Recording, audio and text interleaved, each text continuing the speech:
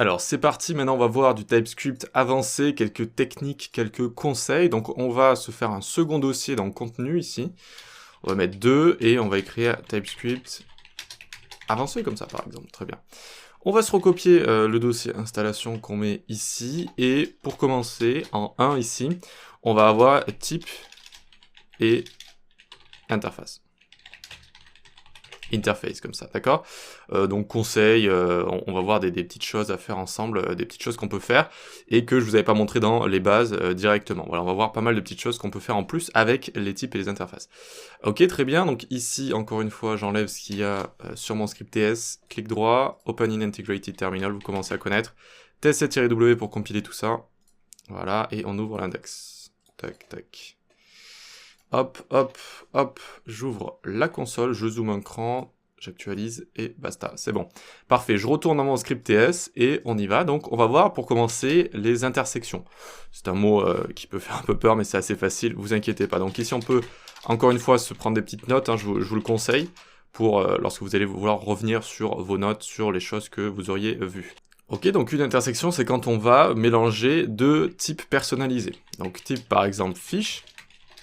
Là, je suis allé chercher comment on disait nageoire, ça se dit fin, apparemment. Donc ça va prendre un number.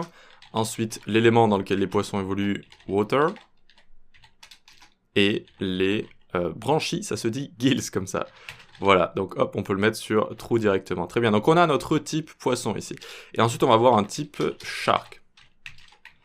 Shark va avoir un poids, par exemple, weight, et une longueur, length. Ok. Et donc là, imaginons qu'on a envie de créer un nouveau type, hammerhead shark, donc les poissons, les requins marteaux. Les requins marteaux qui va être égal à fish et à la fois shark, juste ici. Ok, vous voyez qu'on met juste le symbole qu'on dit ampersand en anglais, donc le petit et qu'on a juste ici. Très bien. Donc une fois qu'on a ça, eh bien après on peut venir se créer const shark1 par exemple, shark1, à partir de hammerhead shark. Et ici, donc, on va lui mettre par exemple des nageoires. Donc, imaginons 3, un élément water. Et vous voyez que tant que j'ai pas tout... Alors, ici, shark1, j'avais écrit. Tant que j'ai pas tout écrit, et tant que j'ai pas donné toutes ces propriétés-là, ça va me mettre une erreur ici, vu que ça ne correspond pas à ce que j'ai écrit au-dessus, et notamment à mon intersection que j'ai juste ici. Donc, element, gills, true, weight, 500 par exemple. Alors là, je suis allé un peu au pifomètre, hein. Je suis pas un expert en requin. Et donc pour l'instant on va s'arrêter ici. Et vous voyez que hop, ça fonctionne, c'est bon, ça fonctionne. On a mis le bon nombre de propriétés, on a mis les bons types juste ici. Et pareil, si j'essaye de mettre un autre type, ça ne fonctionne pas. Voilà, très bien. Donc voilà comment on fait une intersection, et sachez qu'on peut les enchaîner, hein, les intersections comme ça, on peut mettre plein de types à la suite comme ça. Et on pourrait même faire quelque chose comme ça, hein, et on ouvre les accolades, et par exemple je mets test ABC comme ça. Et ça rajoute cette propriété et cette valeur aux deux types précédents. Voilà. Donc il faut que je la rajoute comme ça. Voilà. Et là, ça fonctionne. Ok ? Donc voilà les intersections avec les types. Comme ça peut être pratique si vous avez une sorte de type principal et ensuite vous avez des sous-catégories que vous avez envie de rajouter comme ça, auxquelles vous avez envie de rajouter tout ça. Voilà. Très bien pour ça. Sachez aussi que ce signe et, comme ça on peut l'utiliser juste avec la déclaration d'objet de base, par exemple let obj comme ça, prop1 a, alors juste a ou string ou tout ce que vous voulez, et ensuite je peux venir en dessous et je fais un et, tac, et je lui rajoute prop2, prop2 b, voilà, ça fonctionne, et ça fonctionne sur le même principe. Vous voyez que là, si vous survolez Hammer Shark, c'est la même chose que ce qu'on a fait juste ici, quoi. D'accord ? On peut aussi le faire avec des objets de base, voilà. Même si on le fait plus souvent avec des types comme ça. Très bien. Ensuite, on va descendre en dessous. On va voir qu'on peut aussi lier des interfaces, d'accord ? Donc on peut faire une intersection d'interfaces, même si on ne l'appelle pas vraiment comme ça, on va écrire ici lier des interfaces, comme ça. Donc par exemple, interface flower, ça va avoir du pollen true, le type ça va être végétal par exemple, végétal, très bien, et donc encore une fois on va avoir une sous-catégorie de fleurs, par exemple les roses, donc ici on va faire interface rose, extends, donc on va utiliser le mot-clé extends pour étendre les propriétés qu'on a juste ici, et on va leur rajouter une color qui sera un string, parce que des roses ça peut être de plusieurs couleurs différentes, et thorn comme ça, qui veut dire les épines. On apprend plein de mots, c'est génial.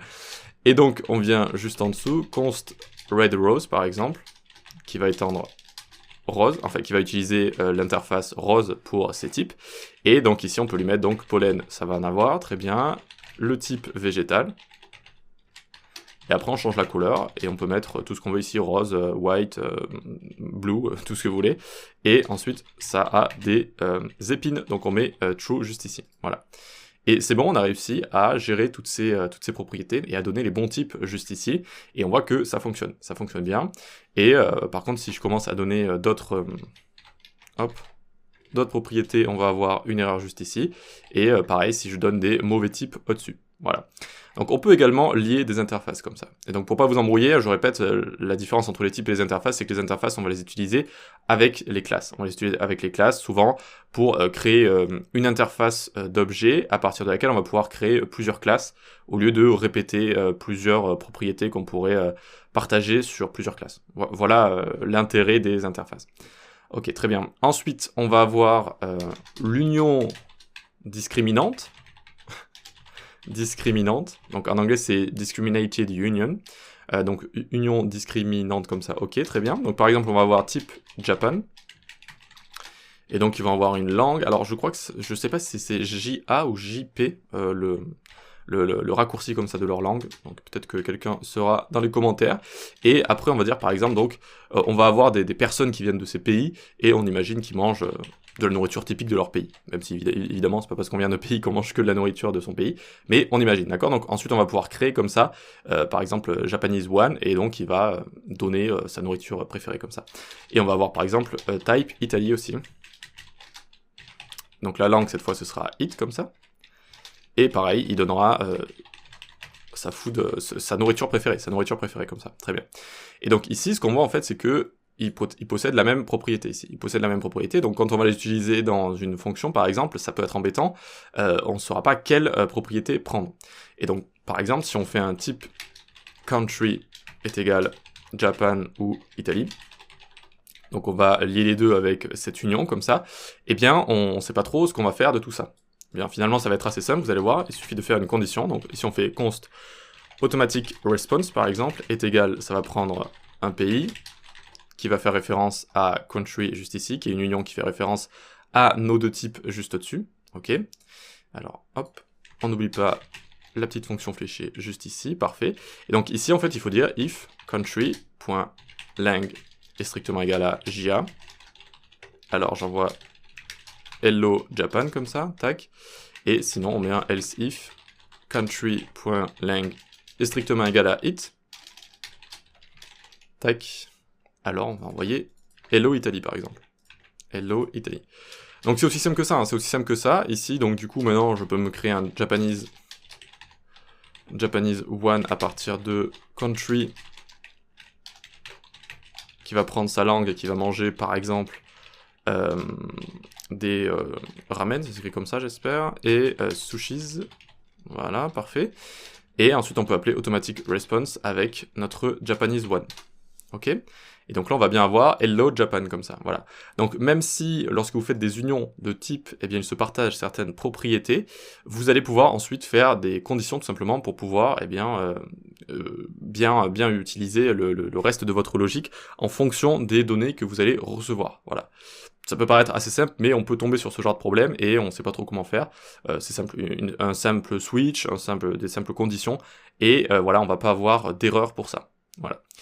Très bien, très bien. Et puis, pour terminer, quand on ne sait pas combien de propriétés on va mettre dans un objet, eh bien, on peut utiliser une interface pour ça.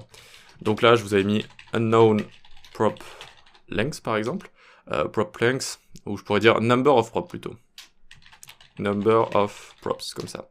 Donc on va se créer une interface, groupe par exemple. On a envie d'aller en randonnée avec une application de randonnée et il faut mettre un groupe de gens. Mais on ne sait pas combien il va y avoir de gens, d'accord? Donc ici on va ouvrir des crochets et on fait name, string.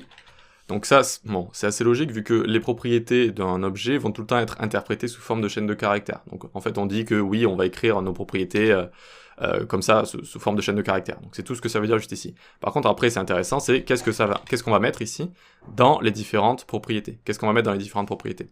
Donc les propriétés, on les écrira sous forme de chaîne de caractères, sachant que quand on les écrit sans les guillemets ou quoi que ce soit, c'est déjà interprété sous forme de chaîne de caractères. Et ensuite, ça, c'est ce qui rentrera dans ces propriétés.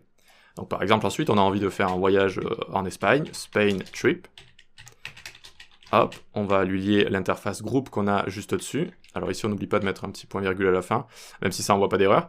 Groupe est égal, et donc par exemple, on va avoir John, ça va être ID 1.